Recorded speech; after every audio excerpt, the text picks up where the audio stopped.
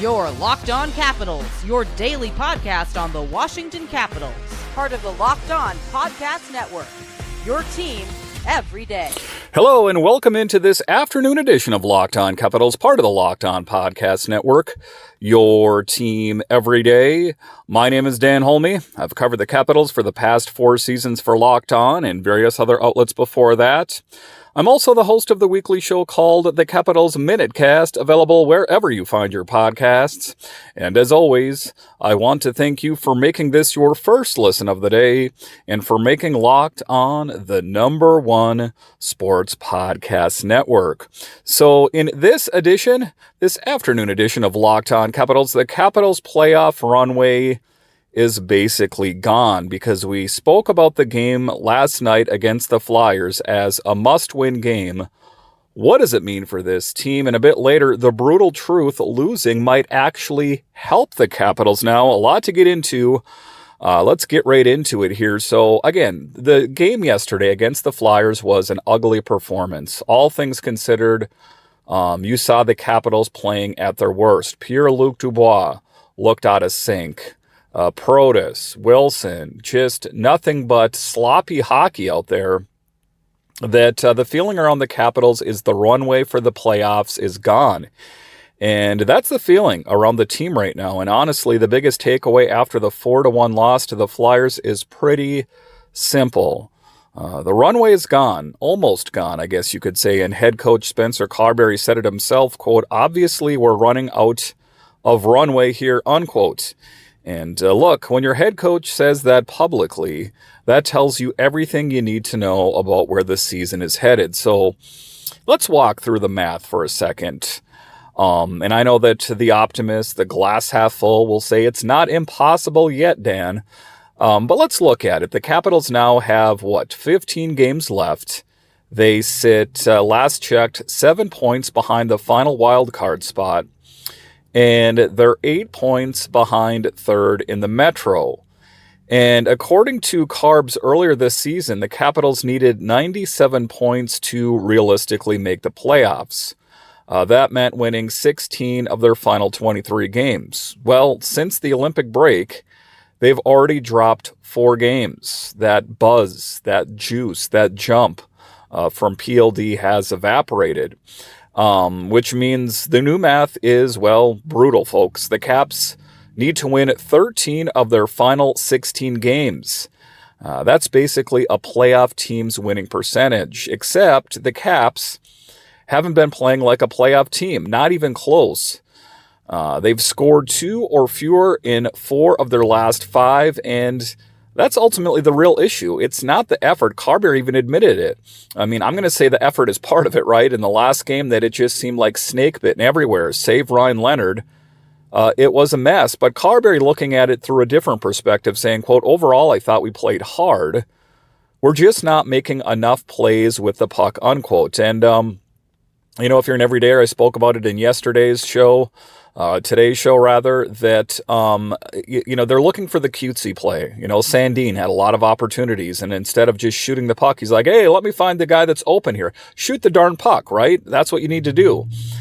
And that's the story of the season. The Capitals aren't getting blown out every night. They're just not, dangerous offensively. And teams that are not dangerous offensively are not made for the playoffs, period, or if they are, they'll get flamed out in a hurry. And against a team like the Flyers, once momentum flipped in the second period, the game was over. 4 straight goals, done. So the runway isn't just short. It might already be gone, and that is ultimately the tough thing for the Capitals. All right, so coming up here after the break, the brutal truth. Losing, yes, losing, might actually help the Capitals now. I'll discuss straight ahead. Workplace chaos, deadlines stacking up, inbox overflowing, and the one position you have to fill is still sitting open when the pressure's on and you need the right hire. This is a job for Indeed Sponsored Jobs. Indeed Sponsored Jobs helps you reach the people who actually fit what you're looking for, skills, experience, location, so you're not just hoping the right candidate stumbles across your post. And here's a stat that says it all. In the minute I've been talking to you, companies like yours made 27 hires on Indeed, according to Indeed data worldwide. So if you're hiring, spend less time searching and more time interviewing candidates who check all your boxes with Indeed Sponsored Jobs. Spend less time searching and more time actually interviewing candidates who check all your boxes, less stress, less time, more results. When you need the right person to cut through the chaos, this is a job for Indeed Sponsored Jobs. And listeners of this show will get a $75 sponsored job credit to help your job get the premium status it deserves at Indeed.com/podcast. Just go to Indeed.com/podcast right now and support our show by saying you heard about it on the Locked On Capitals podcast. Indeed.com/podcast. Terms and conditions apply. Need to hire? This is a job for Indeed Sponsored Jobs.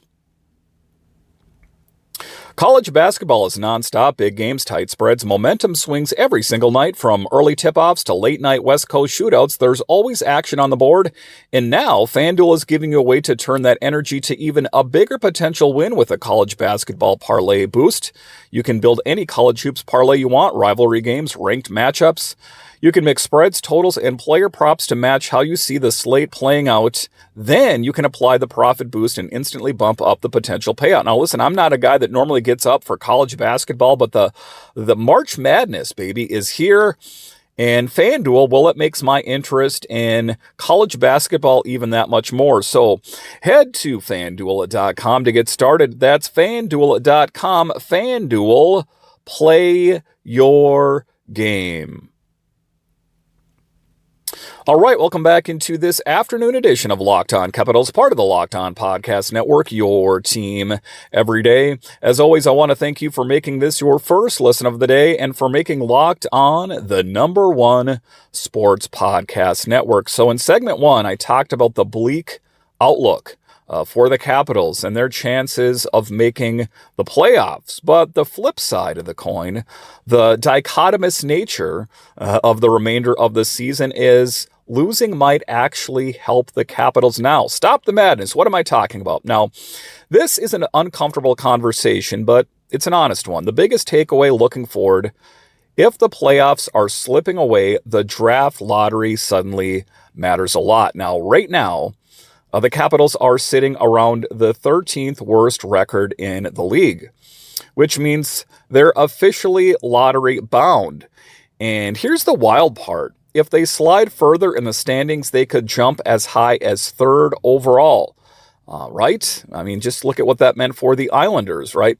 And that's a franchise-changing pick. And if Washington passes the Florida Panthers in the standings for worse record positioning, they'd actually enter the lottery pool for the #1 overall pick. Now, nobody in the locker room is thinking about that. Carbery made that crystal clear, saying, quote, "We're going to show up in Buffalo and play our butts off and try to win a hockey game."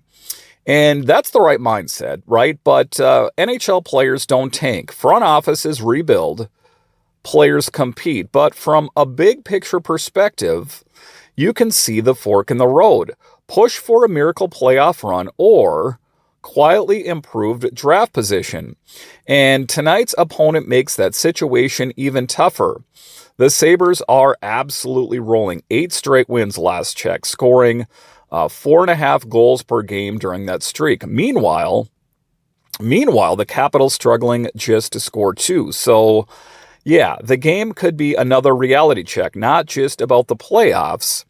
So about where the Capitals are in the next phase of this franchise, because the truth is the runway for the postseason might be gone.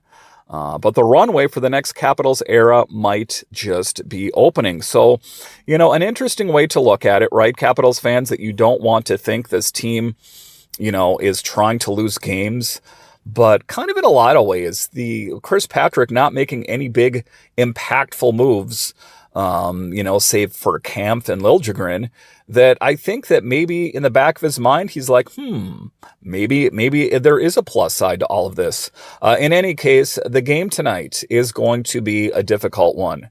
And it sounds like a funny thing to say, but the Buffalo Sabres are one hell of a hockey team right now. And what I've said is if the Capitals are out of the playoffs, if there's one team that deserves their kick at the can, it is the Sabres. Every dog has its day. This is the Sabres' day. So I want the Capitals to win, but I think you understand, big picture, that it's bleak for the Capitals. But like I said in this episode, it's not the worst case scenario if they don't play well. It just means that potentially they might be placed better in the draft. So a big picture here, we want the Capitals to win tonight, but it is not going to be easy. The Capitals struggled last night against the Flyers. Hopefully they can bring their A game against the Sabres. Listen, I want to thank you for joining me on this edition of Locked On Capitals, part of the Locked On Podcast Network. It is your team every day. My name is Dan Holme, and I'll talk to you again next time.